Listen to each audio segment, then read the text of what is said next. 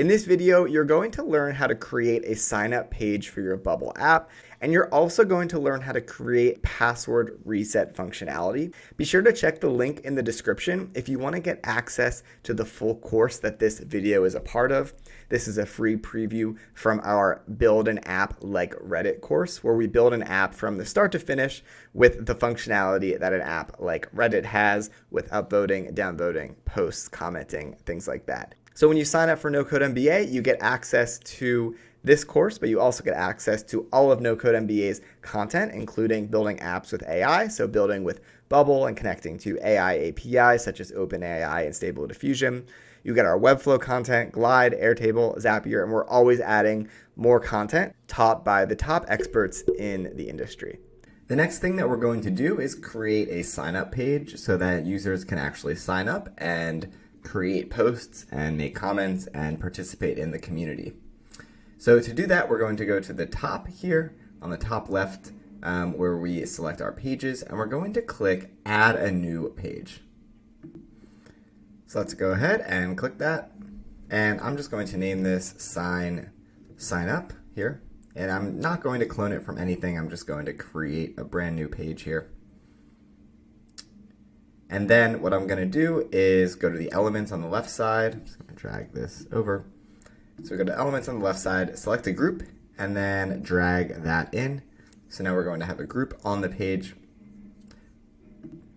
We're going to go to the page sign up here on the left and search for, rename the page title sign up. The layout of this entire page, we're going to change to a column layout. And we want to do this in order to make our design responsive. And then group A, just like we did before, we're going to rename this as a container. And the container layout, we're going to make a column. And I'm just renaming it as a container so that we know here on the page what it's called, but this isn't connected to anything else. And then I'm going to make the padding 20 around the entire container, which basically is adding a little bit of space inside of that container all the way around. And I'm also going to uncheck fixed width for that container, min width of 0. And then for min height, let's just make that 200. Actually, let's uncheck min height and uncheck fit height to content, because I want the container to go the length of the entire page. Next, I'm going to go ahead and drag another group inside of this container, and I'm going to name this group the sign up group. And the layout is going to be a column layout. We're going to uncheck fixed width here, min width of 0, and then max width of 600. And what this is going to do is make it so the max width of this sign up group element that we just dragged in can only be as wide as 600 pixels. So if we change that to 400, for example, you can see it's going to be smaller. Next, I want to go to horizontal alignment and click the center, because we want this group to be here in the center of the page. And then let's go ahead and add some padding. How about 20 pixels all around here for this sign up group element that we just created. Now let's drag a text element in, and let's go to layout and uncheck fixed width, min width of 0, min height of 0, and make the check fit width to content. So this is just basically the style, the way to set up the style for new text elements, so that way it is going to work responsively really nicely. And then horizontal element alignment, let's go to the center, and then I'm just going to type sign up here. And let's change the style attribute of sign up to a heading 3. So sign up is going to be large there. And then what we're going to need to do is ask for an email and a password. So to do that, first what I want to do is go ahead and drag a group into this sign up group. So we have a new group, and this is going to be called form input. And I'm going to form input group actually. So I like to create groups, and you'll see why, which is going to have the form description and the form input in one group. Change it to a column layout here, that form input group that you just made. uncheck fixed width, min width of 0, min height of 0. And then what we're going to do is click apply gap spacing between elements and set that to 5 for this form input group. Then we're going to drag a text inside of that sign up group. Just drag it inside the form input group. And just like we did before, the layout is going to be unchecked fixed width, min width of 0, fit width to content. And you can see as you're doing it how it's changing the design with the box around. And then I'm just going to say enter your email here. And then search for input on the left side. So we're going to get an input form. And you can see it's inside of that form input group. And you can see that on the left side with the elements because I can open and close that form input group folder. If your input is not inside, just drag it inside of that form input folder. And then you can also see here in the form input group, if I change that row gap to 50, how there's additional space in between the elements in this group. So that's why we set it up in this way. For that input, I'm going to uncheck fixed width, min width of 0, and you can see it's going the full length of this sign up group that we just created. And I'm going to change it to placeholder be email, and then change it to input email as the name instead of input A. And then what we can do is just copy. So make sure you're highlighted on that form input group and then hit paste. And then there's going to be a new form input group that is going to show up right below in that sign up group. And this is going to be the form input group, another form input group, but I'll change it to password. And then actually up here, how about we name it form input group? As I'm clicking on this one, email. And then here, I'll say enter your password.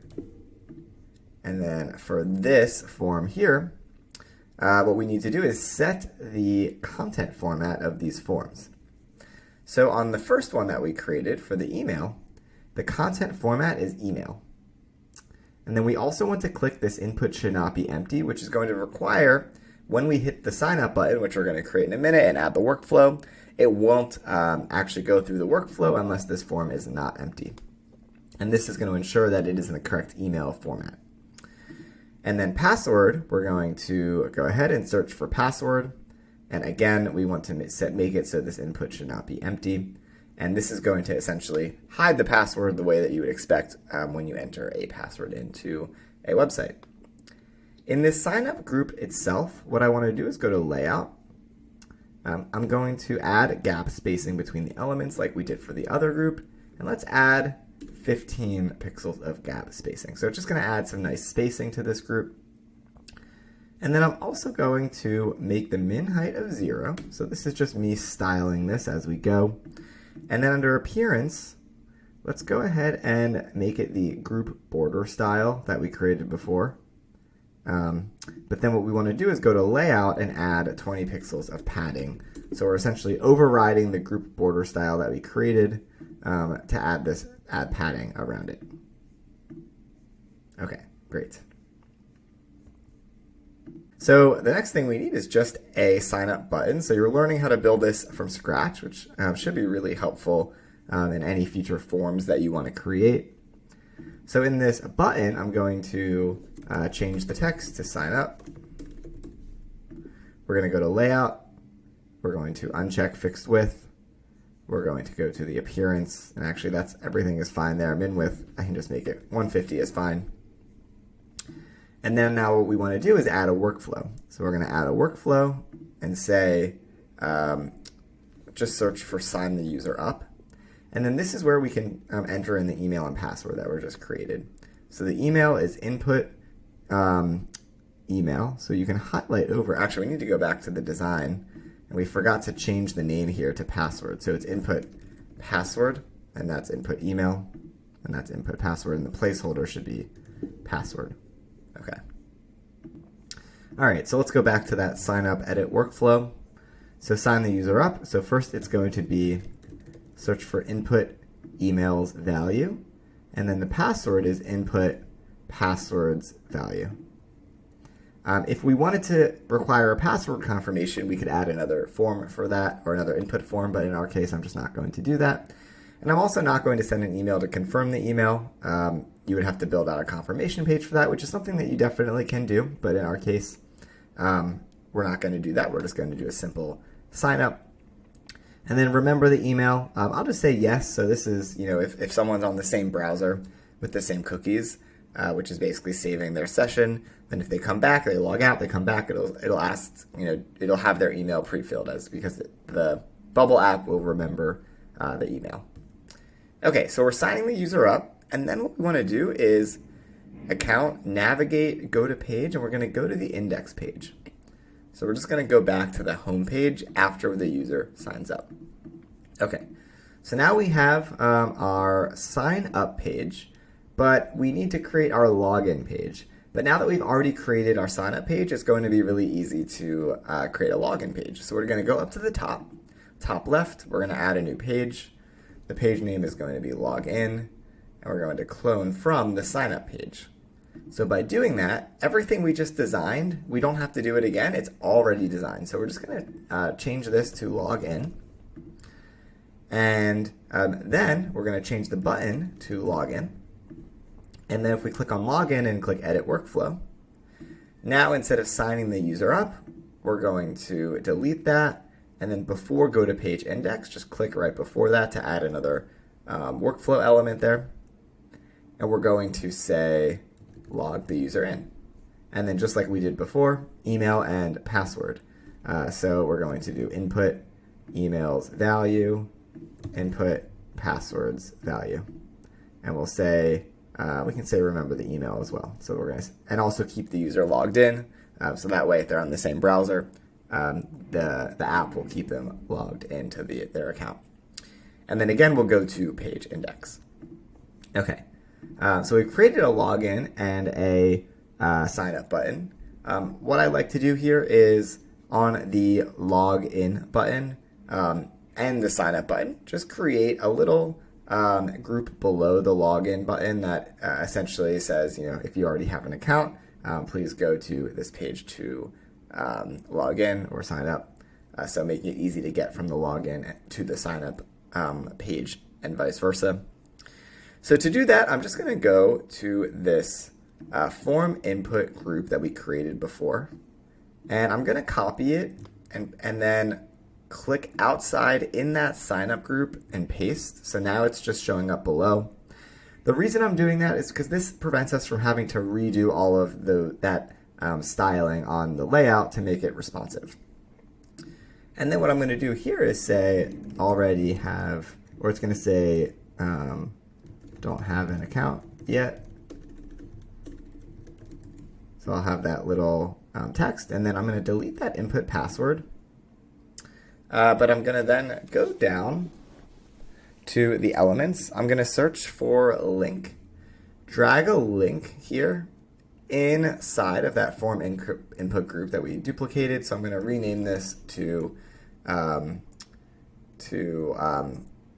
account link.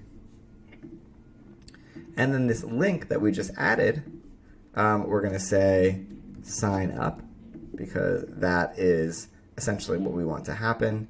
I'm going to go to the link destination and change, okay, internal page, that's what we want, but the destination page is going to be the sign up page. And then under layout here, I'm going to change the row gap to even 2, just so it's a little smaller. For sign up, I'm going to make the min height 0, uncheck fixed width, min width of 0, fit width to content. So here, if it says don't have an account yet, you can sign up. But then we need to also add this to the sign up page. So I'm going to highlight over that account link group, right click and copy. Let's go back to the sign up page and highlight in the sign up and then paste it. And now if we say, we could say already have an account as this text, and then change the link to log in, and then the destination page can be the login. So now we have an easy way to go from the sign up page to the login page and back and forth if needed.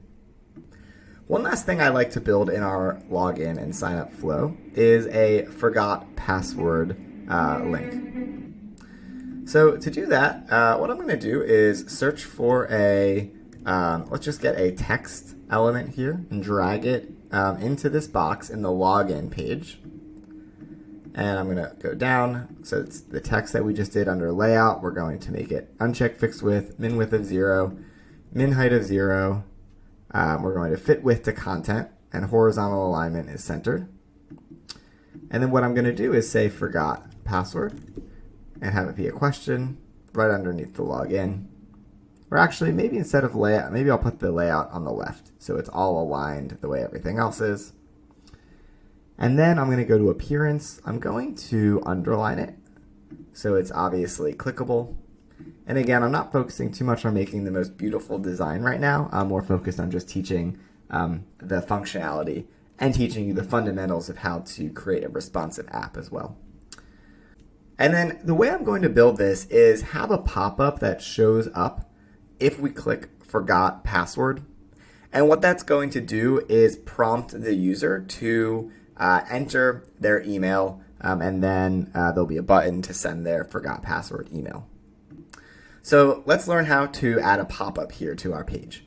So we're going to go to the elements and search for pop-up and just drag a pop-up onto this page. I'll rename it pop-up reset email. Under layout, I'm going to make it a column. We'll uncheck fixed width, min width of 0, max width of 600, so it doesn't take up the whole page, min height of 300 here. And I'm going to add padding of 20 all around. And then what I'm going to do is drag a text element in and say reset password as the text element. Under layout, again, uncheck fixed width, min width of 0, fit width to content, min height of 0. Under appearance, we're going to go to the style attributes and make it a heading, maybe a heading 3 here. And then we're going to add an input inside. It is an email. And we'll just say enter your email as the placeholder. And then actually on that pop-up reset email layout, we can apply gap spacing of 10. So there's a little bit of spacing. And then we'll drag a button in here, and it's going to say reset password or send password reset email. And then under layout, we'll uncheck fixed width, min width of 0, fit width to content here. Okay. And then under layout, we can make the min height of this pop-up reset element 0. So now it's just this simple reset password element here. Under this input, enter your email, the content format, make sure it's email, and then say this input should not be empty, so that way we won't be able to press this button unless the input is not empty. So I'm going to go ahead and click Add Workflow, and now we're going to search for send reset, so we're going to go to send password reset email. The email to reset is going to be the input. Actually, we should go back to the design so we know which input this is. So we're going to rename it input reset password. And now we'll go back to the workflow on the left side and we'll search for input reset password, and there we go. And its value. And then this is the email by default. We can just leave it blank, your password reset request. And then there will be a link to send the user to the reset password page on Bubble to reset their password. So we're going to go there in a second. So here we go, we've sent this, but we need to do one more thing, which is I'm going to add a text field underneath. And what this is going to do is essentially be a confirmation to the user that we've sent an email to their account. So again, we're going to, under layout, uncheck fixed width, min width of 0, min height of 0. The appearance, let's just make it a heading 6 so it's a little bigger. And we'll say password reset email sent. Check your inbox. And if you don't, or we can just say check your inbox within a few minutes and you should receive an email from us. So something like that. And you could also say if you wanted, try again if you don't see an email. So this is our text password reset confirmation. So we'll just rename this text confirmation. Under layout, we're going to collapse when hidden and say it's not visible on page load. And then what I want to do is, if I went under the send password reset email, I'm going to edit that workflow. And after we do step 1, which is send the email, we're going to show an element, which is that text confirmation. And then what we're going to do is add a pause in this workflow. And the pause allows you to basically wait until the next, we want to wait until we do the next action. And this only happens on app actions happening on the screen, which is something that we're doing right now, which is just hiding and showing elements. So it's really good for this. So 1,000 milliseconds is 1 second. Let's do 4 seconds here. And then what I want to do is use the animate effect. And I'm going to animate the text confirmation. And what we can do is do a transition fade out. So what this is going to do is hide the element. And instead of just removing it, it's going to fade it out, which is really nice. Actually, what I can do is instead of showing the text confirmation, I can do the same thing as animate it in. So I can animate the text confirmation, but do the transition fade in. And I'll delete show. And when it's fade in, that's going to show it. And then fading out is going to hide it. And we're going to wait for 4,000 seconds, 4 seconds, 4,000 milliseconds in between these two elements. And I'll also hide the status bar so it's not just, it doesn't look like it's just like loading in between. Okay, perfect. So that is everything to send the password reset email. So there's one more thing we need to do is Bubble by default creates a reset password page here. So I'm not going to do anything to this design. Obviously, if you wanted to redesign this, you can. But the main thing I want to do is just when you hit confirm, and what I want to do is actually add the workflow here to reset the password. So we're just going to go ahead and in the workflows, after we click on confirm and go to edit workflow, we're going to add an action. And what we're looking for is reset password. So then what we need to do is just similar to what we did before is input the data from the forms.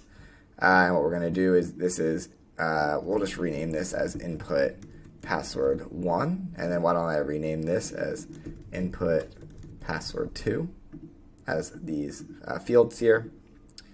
So we'll reset the password, input password 1's value, and then we'll do input password 2's value. Value. And then we will navigate to page. So go to page, index. We'll go back to the home page after we reset the password. Or actually, sorry, instead of going to the index, we should go to the login page. Okay, so we'll log in after we reset the password. And the way that this works is because we're sending them a reset password link. That's a unique link that Bubble is going to send to them that's going to allow them to then reset their password through that link. So if you just go to this page on your own without the link, this workflow will not work correctly. Okay, so that's everything that we need to build out for the login, sign up, and reset password. Thanks for watching this video. I hope that you found it helpful. If you want to learn more about building with no code, check the link in our description to go to the full course that this video is a part of. This course is how to build an app like Reddit using Bubble. And inside the course, we have other projects like how to build an app like Linktree, which is everything that you need to build a SaaS product in Bubble, such as subscriptions, memberships, everything like that. You'll also learn how to build an app like Airbnb, so you can build a marketplace app in Bubble. And when you sign up for No Code MBA, you also get access to all of our other content, including Webflow, Glide, Airtable, Zapier, and more. So I hope you found this video helpful. Be sure to subscribe to our channel to get all of our free content in the future. And if you have any questions at all, again, be sure to leave a comment. I'll see you in the next video.